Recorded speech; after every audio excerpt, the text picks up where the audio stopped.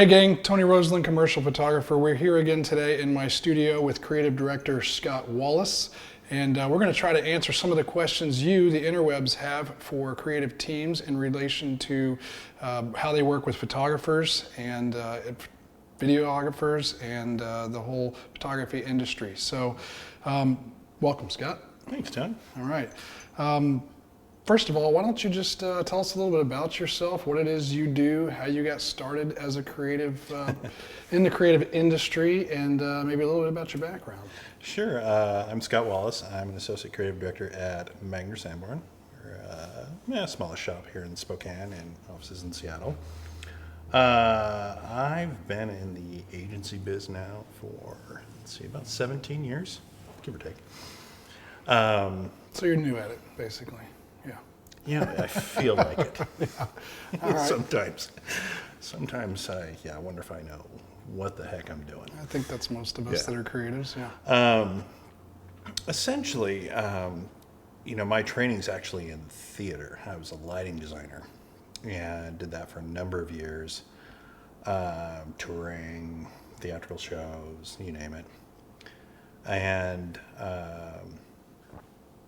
I got burned out on that whole lifestyle, so came here to Spokane, had some family here, and took a job with a little startup, which is now defunct, go figure,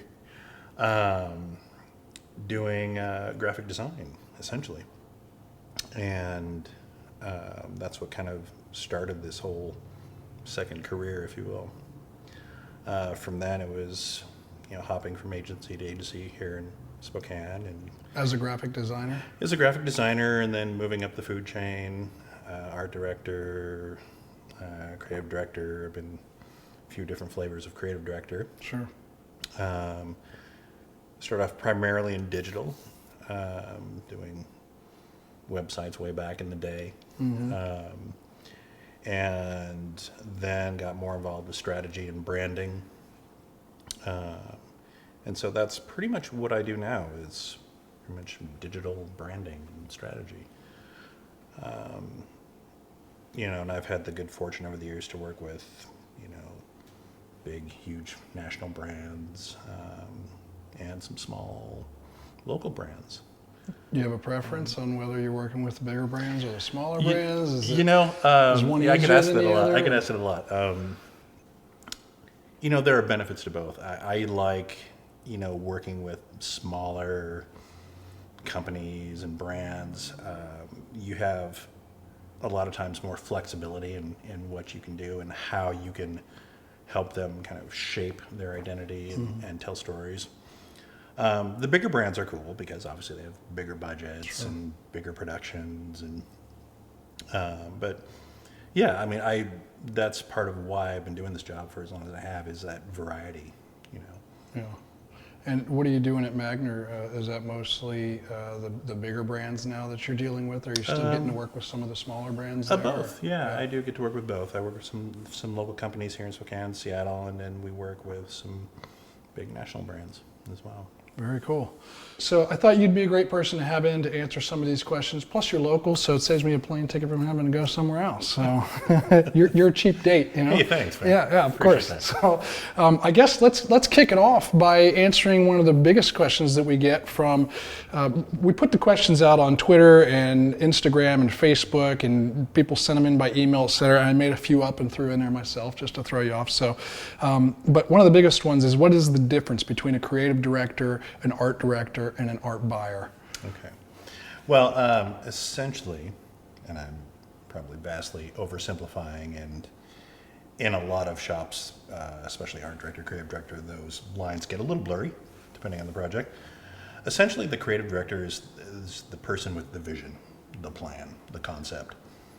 And an art director is that person who makes that concept, vision, whatever, a reality. An art buyer is a person who, buys art. They're the person who will work with creative teams in an agency and, the creative director, the art director, and, establish, figure out the concept, and then they'll go and they'll look at all the photographers and make recommendations as a creative team based on, fit, style, genre, whatever. They'll negotiate all the rights. They'll, in some cases, procure talent. Sometimes not. It just depends on the particular art buyer. And essentially that's in a nutshell how that works. How much influence do the creative director and art director have in choosing the talent, or is that all left up to the art buyer based on the initial guidance that's given to them by the team? Well, it's it's often said in the agency world that the buck stops with the creative director. So it varies from agency to agency. At our shop, the creative teams usually have the final say. But our art buyer / production manager is, she's brilliant. So we usually don't have any problems with it. But yeah, usually it's up to the creative teams, at least in my experience, to say, okay, yes, we're going to use this person, that person, the other person.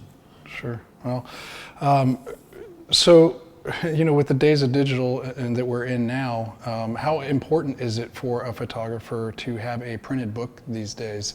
With websites and everything else, do you still see it as a necessity? Obviously not as much these days as in the past.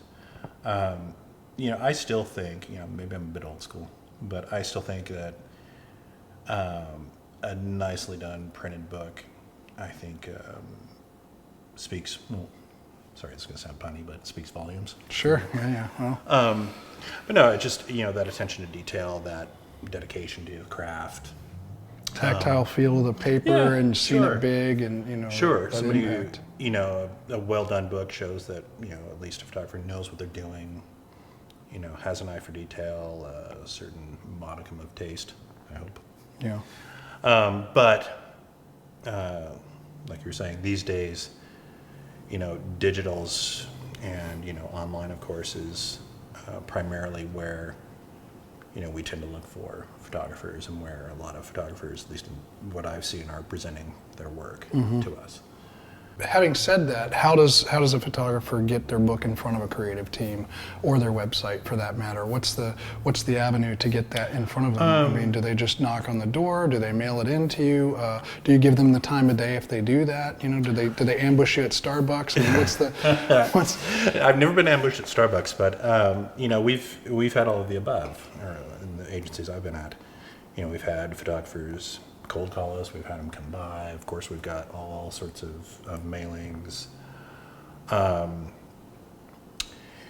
These days, the way I tend to look for photographers, obviously working with our production manager / art buyers, is word of mouth, believe it or not. I tend to, if I'm working with a photographer that's not local, because I know everybody here in town, obviously. Sure. But I'll call my colleagues, either our agency or other agencies, and say, hey, I need a shooter in Seattle or San Diego or Chicago, and who do you know?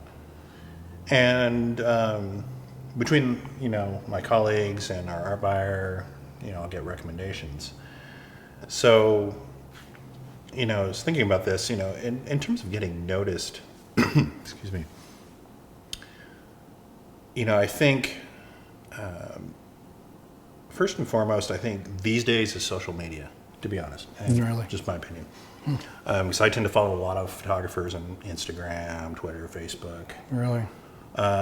Yeah, because I think, what social media has allowed photographers to do, at least from what I've seen, it's given them the ability to not only, obviously show their work, but to tell stories about, how they created that work. And who they are, quite frankly. Right, and, it gives some, some inkling into their personality and their workflow and who they are. Yeah. Well, I don't post hardly any of my finished work on social media. Most of what I post is that's fine. Behind the scenes stuff, and that's that kind of stuff. That's an interesting point. These days with the technology to make pictures becoming, both still and moving pictures becoming more accessible to everybody. It's kind of democratized the process a bit, but it's still I don't think a substitute for talent or professionalism. So, talk about getting noticed. Put yourself out there in social media. Post everything and anything you can. Yeah. And don't be afraid to tell stories, not just, look at this beautiful photo I made or this gorgeously shot video, but tell me about the process. And that's what really intrigues me about photographers, and cinematographers, videographers, whatever, is that kind of behind the scenes process. How did they get to this? What was the shoot like? Yeah. Were the clients happy? Were they not happy? Why? Tell me about that. Not a whole lot of people are going to say, my clients hated this. I did a horrible job. But yeah, I know what you mean. No, but we've all had those shoots that I can't believe they didn't like go this. south. Yeah. We'll get into that. We'll get into some of the going south later. But, so playing off that thing, let me back up. You said that if you're going to Chicago, for example, you call colleagues in Chicago and ask about shooters, I'm assuming that fit a particular project. So if you're shooting, let's say for a food client in Chicago, you're going to call colleagues and say, hey, who's a good food shooter out there? Do you always tend to hire photographers that are local to the area that you're going, or do you ever bring photographers in from other areas just because you want to shoot with that particular photographer? Both. Yeah. Both. Is there a percentage that you'd say of each, or is it just really based on the job? I mean, to be honest, most of the time, I'll try and hire local. Is it just cost, really? Yeah, pretty much. Yeah, honestly.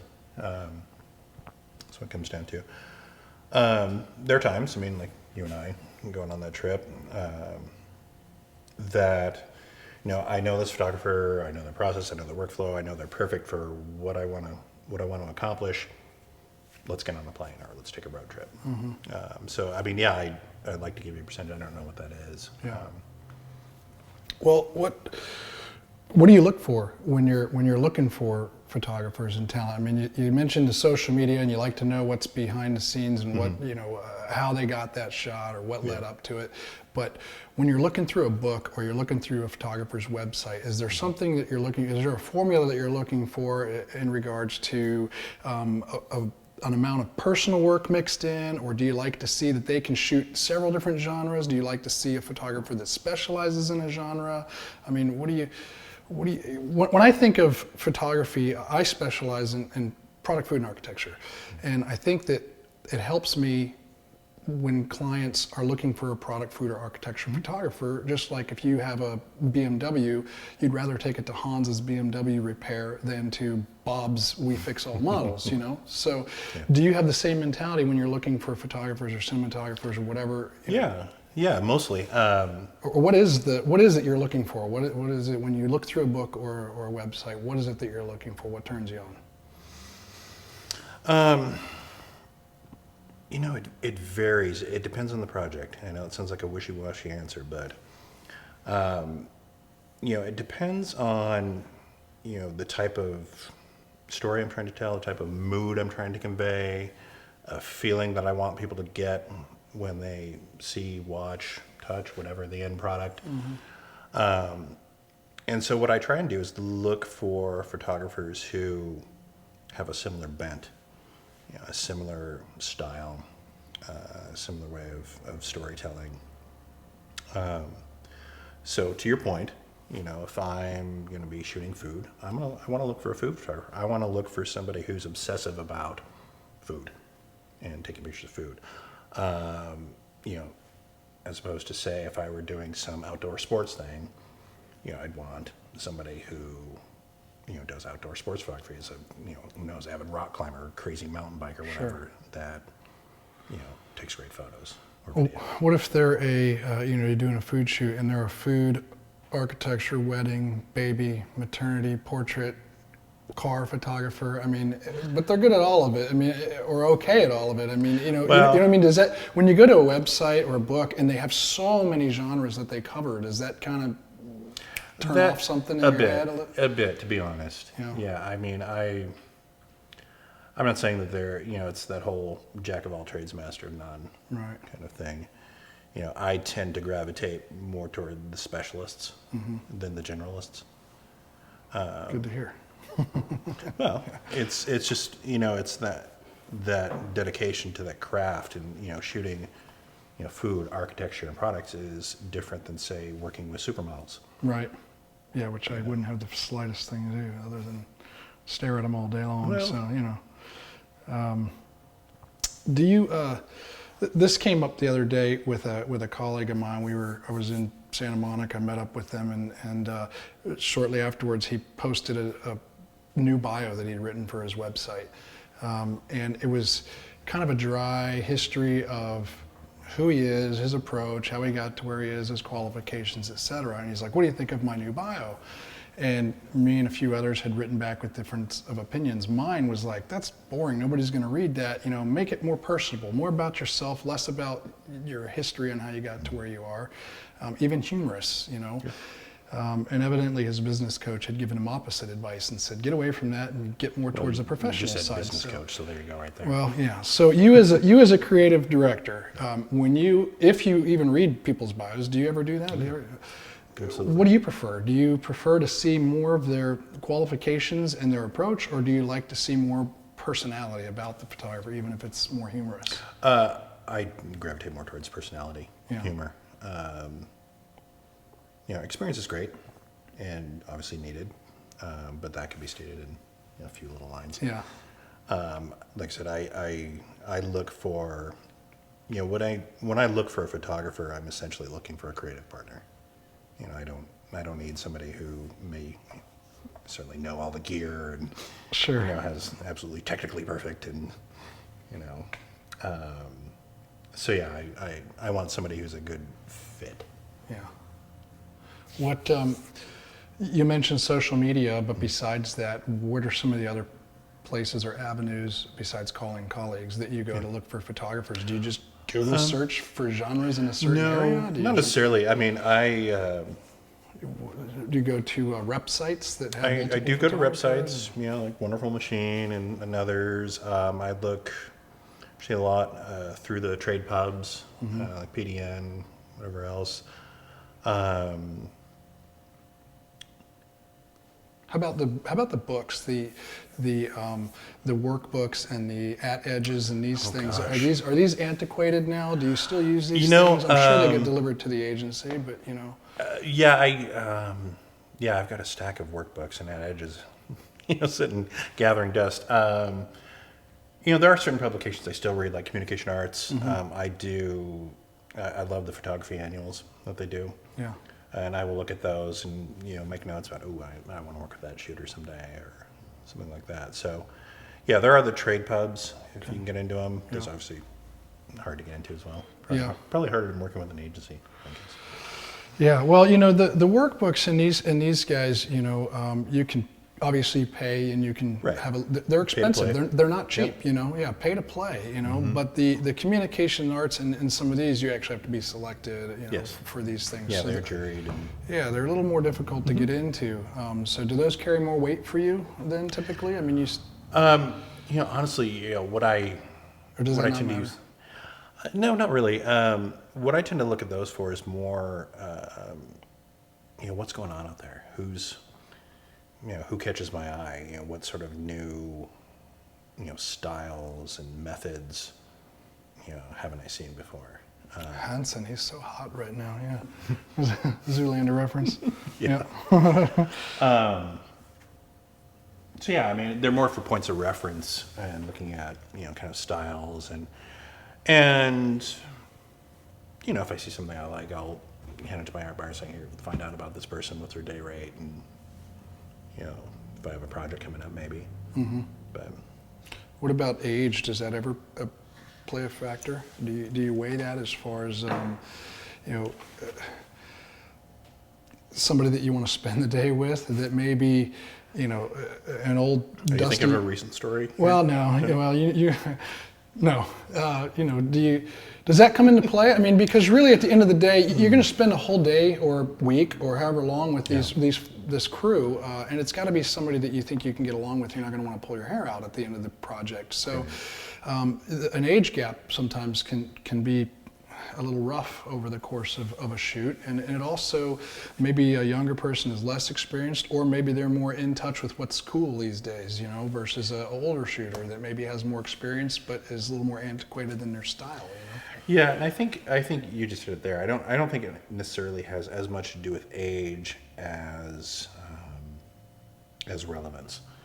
You know, I've worked with some older shooters out there who are constantly, you know, kind of pushing the boundaries of their craft. You know, doing new things, trying new techniques, new subject matter, new genres. To me, that's far more important than age. To be honest, I mean, I do expect a certain level of experience and professionalism in working with a photographer. So I probably wouldn't go for a 20-year-old fresh out of school who, you know, has no gear, no studio, no anything. Sure. But, you know, maybe the coolest guy on the planet, Right. but you know, I've got a job to do. So Yeah, and I think that's what's important for people to recognize when they're just getting started working with agencies, is that your job is riding on it too. You know, Right. we think about our job like, I hope these guys like what I do and they hire me again. But at the same time, you're thinking about your job. Like, if I Right. hire the wrong guy and I screw this project up, I might be looking for work next week myself. that's exactly So, it. And that's again the importance of, you know, photographer as a creative partner. Is, you know, both of our jobs are online. Right. You know, we're both responsible for creating this product, this story. Yeah. Yeah, so I always try to keep that in mind when we get together. You know, once I've been selected for a job and we get together, it's like, okay, now we're a partnership. You know, I've got the gig now. Now it's time to execute as a team and make this look good, so that we both have more work in the future. You know? Yeah, and that's, you know, your ridiculous middle of the road comment. But that is, you know, that is my style. I mean, you know, if I knew all the answers and could do what you do, I wouldn't need you. Yeah. So to me, it's, you know, it's an equal partnership. We are colleagues. It's not me telling you what to do. I may have the concept, the story, but, you know, when I walk in, I have maybe a kind of a rough shot list that I've, you know, sketched out, whatever.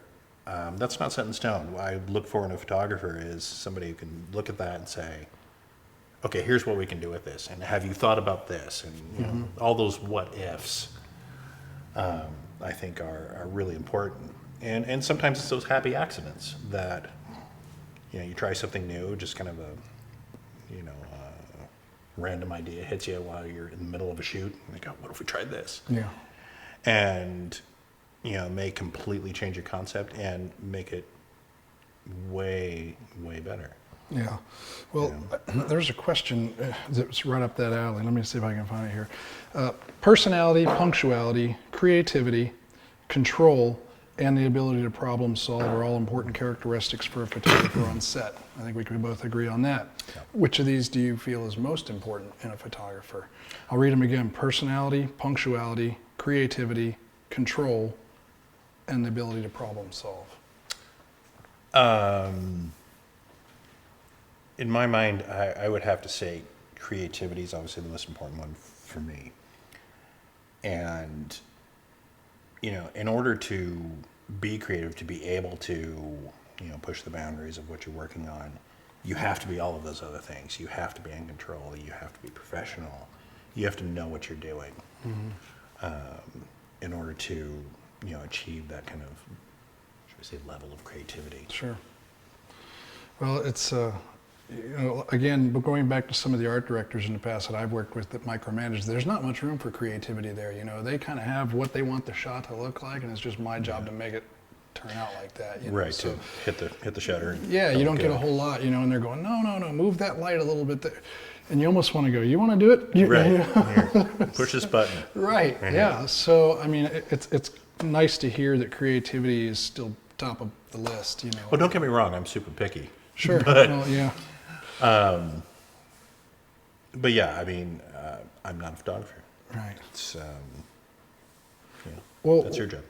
So do you have any pet peeves, you know, do's and don'ts that you can give out to photographers that may be new to working with creative agencies?